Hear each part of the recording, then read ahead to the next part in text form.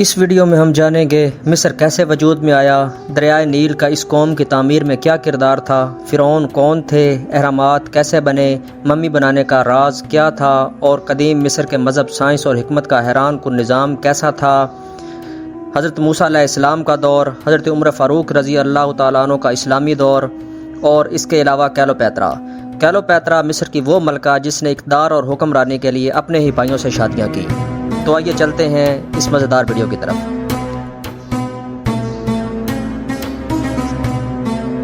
بسم اللہ الرحمن الرحیم، السلام علیکم۔ تو کرتے ہیں اپنی ویڈیو کا آغاز۔ چلتے ہیں وقت کے اس دور میں جہاں ریت میں چھپی تہذیب آج بھی سانس لے رہی ہے۔ اگر دریائے نیل نہ ہوتا تو شاید مصر کبھی وجود میں نہ آتا۔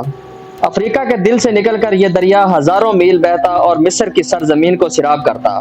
ہر سال نیل کا سیلاب زمین کو زرخیز بناتا، جس کی بدولت قدیم مصریوں نے کھیتی باڑی، شہر سازی، تہذیب کی بنیاد رکھی۔ اسی لیے یونانی مورخ ہیروڈوٹس نے کہا ہے، Egypt is a gift of نیل۔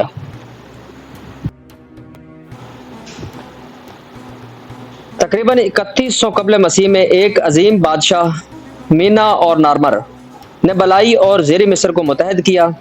یہی وہ لمحہ تھا جب مصر کی پہلی سلطنت قائم ہوئی اور فرعون کا تصور جنم لیتا ہے۔ فرعون صرف بادشاہ نہیں بلکہ اپنے آپ کو خدا کہلواتے تھے۔ ان کی مرضی قانون تھی، ان کا حکم آخری ہوتا تھا۔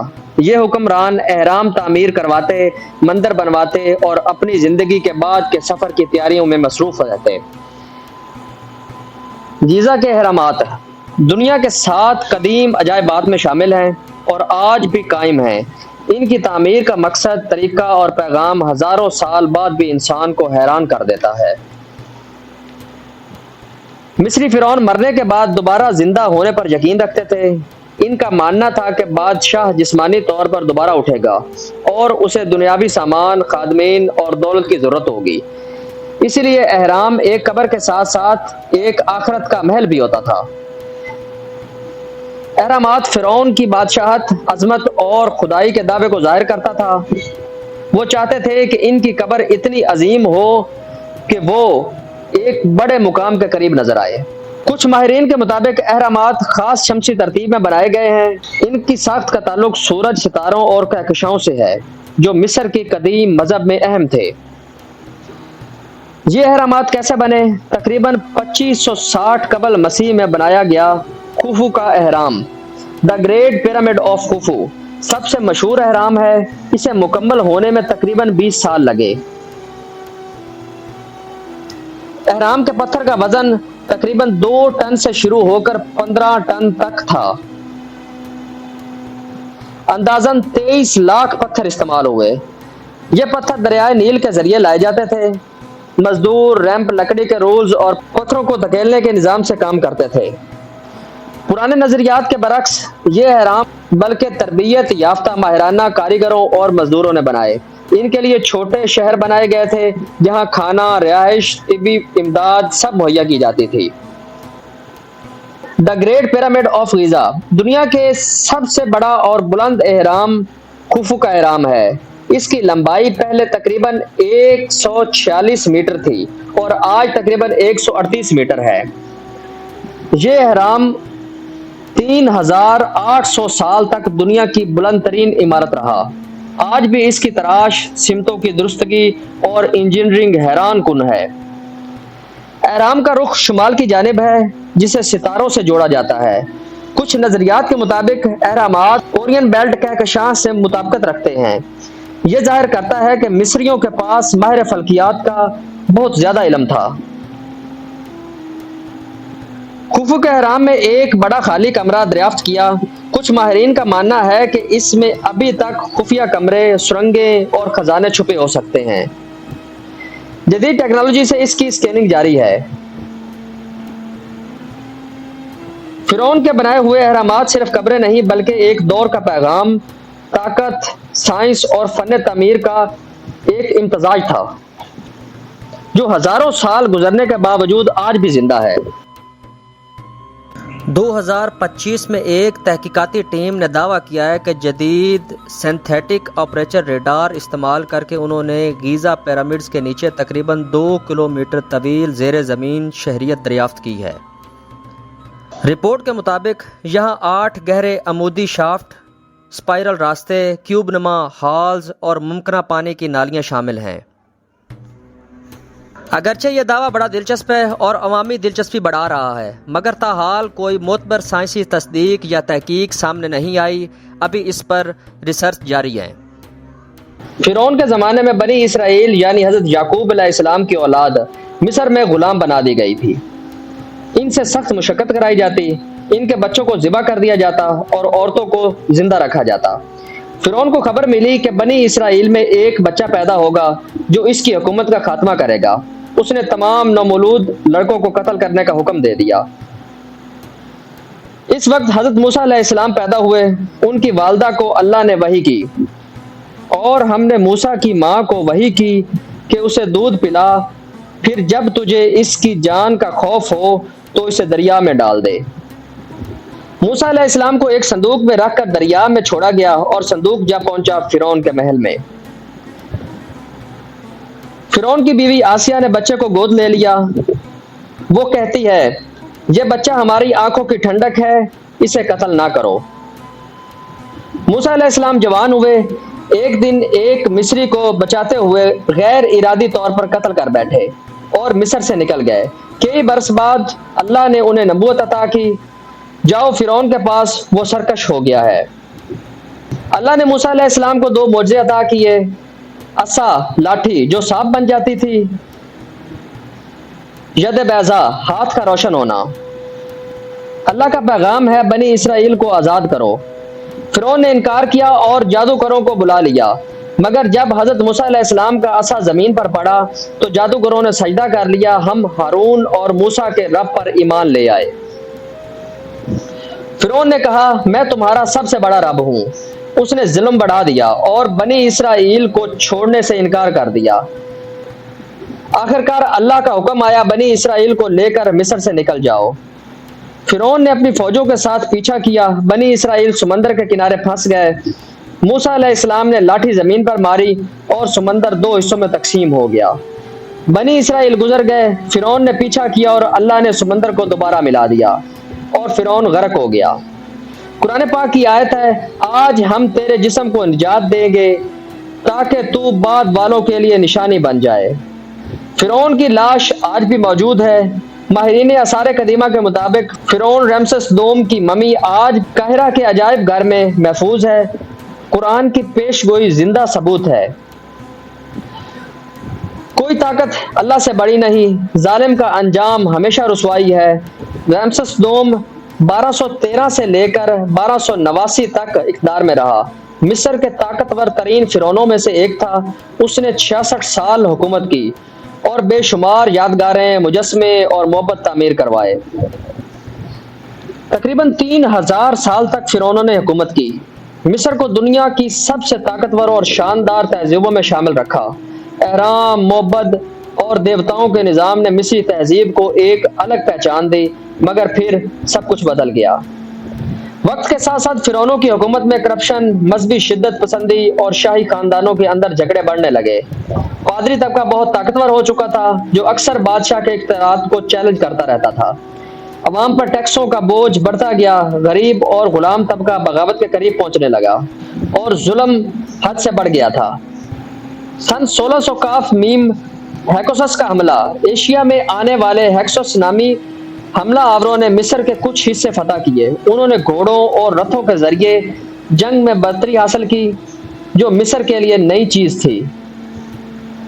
525 قاف میم فارسی بخامنشی حملہ۔ ایرانی بادشاہ کمبوجیا دوم نے مصر کو فتح کیا۔ مصر کو بخامنشی سلطنت کا صوبہ بنا دیا گیا۔ سن 332 قاف میم میں یونانی فاتح سکندر اعظم نے فارسیوں کو شکست دے کر مصر پر قبضہ کر لیا۔ سکندر کو مصریوں نے فرعون کے طور پر تسلیم کیا، لیکن اس کے بعد یونانی حکمران بن گئے۔